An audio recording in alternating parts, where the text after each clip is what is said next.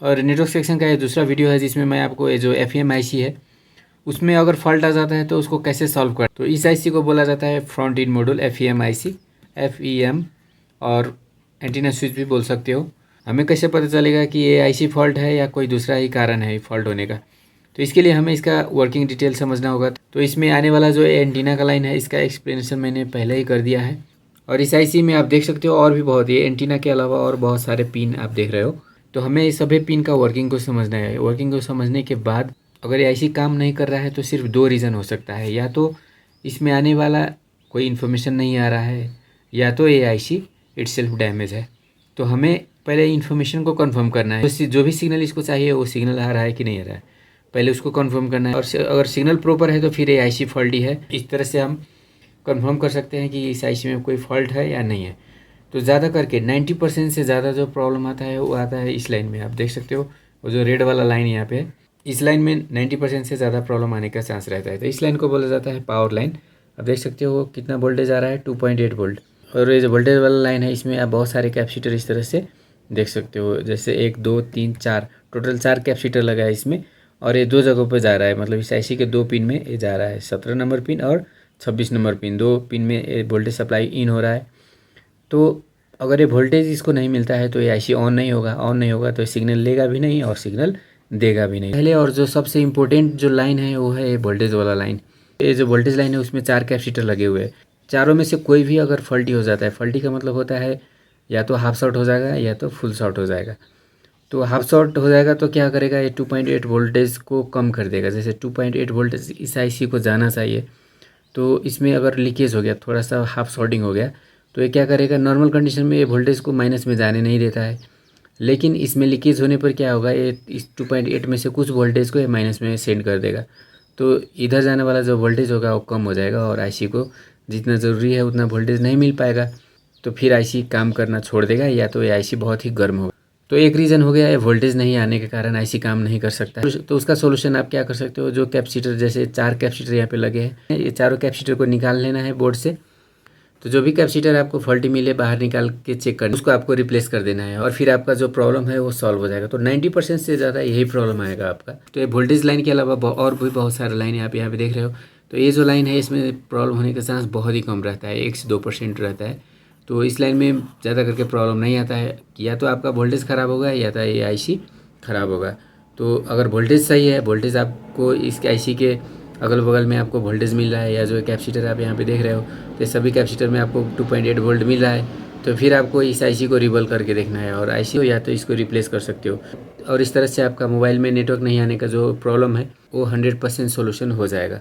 तो चलिए इस IC में और भी बहुत सारे लाइन है, इसका भी हम थोड़ा सा इन्फॉर्मेशन ले लेते हैं जिससे आपको पता चलेगा ये IC कौन सा। तो इस IC में जो एंटीना से आने वाला जो सिग्नल है उसको ये IC रिसीव करता है, और रिसीव करने के बाद इसको क्या करेगा, जैसे आप यहाँ पे देख सकते हो 4 लाइनें हैं, 1 2 3 4, 4 लाइन आप देख सकते हो, TX1 TX2 TX3 TX4।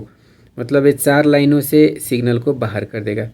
4 लाइनों से बाहर का मतलब क्या होता है, ये जो सिग्नल इस एंटीना लाइन में आ रहा है वो कौन सा है, वो इस बैंड का है या इस बैंड का है, या कौन सा बैंड का सिग्नल है उसी लाइन से इसको बाहर करेगा। जैसे आप यहाँ पे देख सकते हो एक है बैंड 5, इसमें बैंड 5 लिखा हुआ है, इसमें बैंड 1 लिखा हुआ है, इसमें बैंड 2 लिखा हुआ है और इसमें बैंड 8 लिखा हुआ है।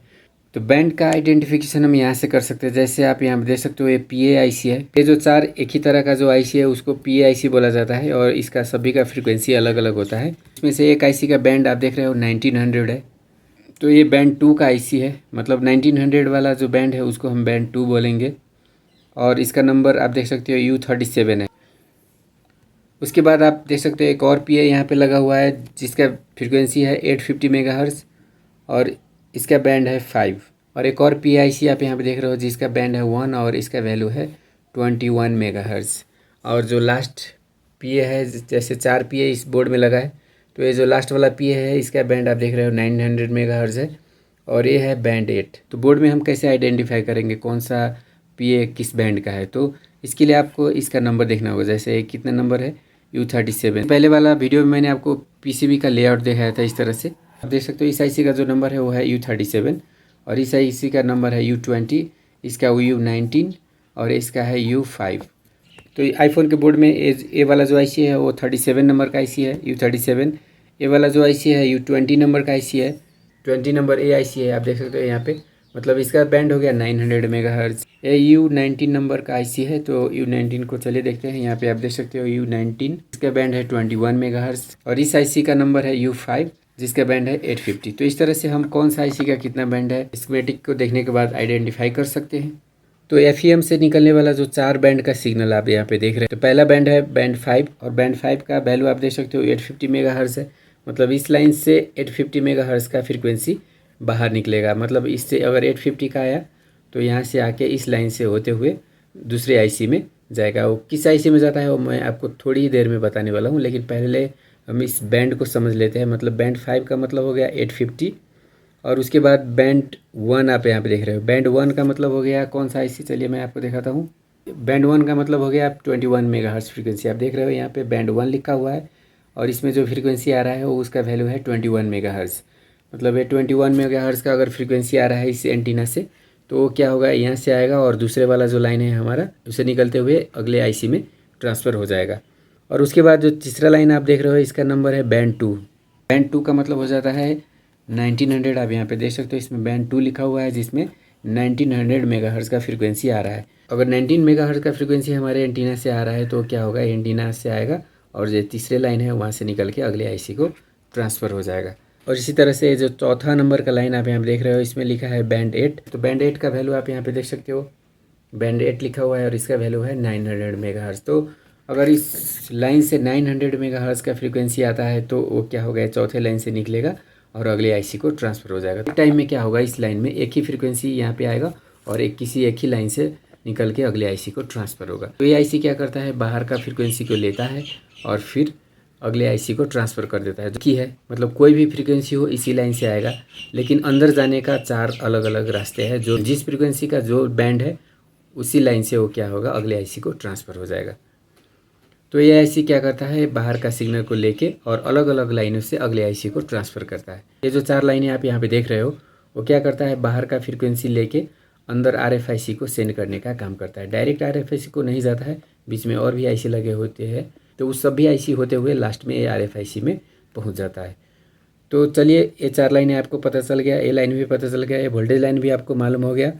ये जो लाइनें हैं वो इस आईसी को इनेबल डिसेबल करने के लिए यूज़ किया जाता है। मतलब इस आईसी को सिर्फ वोल्टेज मिल जाने से ये आईसी काम नहीं करेगा। वोल्टेज मिलने के बाद इसको क्या होगा, इनेबल सिग्नल और क्लॉक भी मिलना चाहिए। उसके बाद ही ये आईसी क्या करेगा, सिग्नल बाहर का सिग्नल अंदर करेगा और अंदर का सिग्नल को क्या करेगा, बाहर करेगा। तो 4 और लाइनें यहाँ पे लगे हुए हैं। तो ये जो 4 लाइनें हैं वो क्या है, अंदर के सिग्नल को ये लेगा और फिर एंटीना होते हुए बाहर करेगा।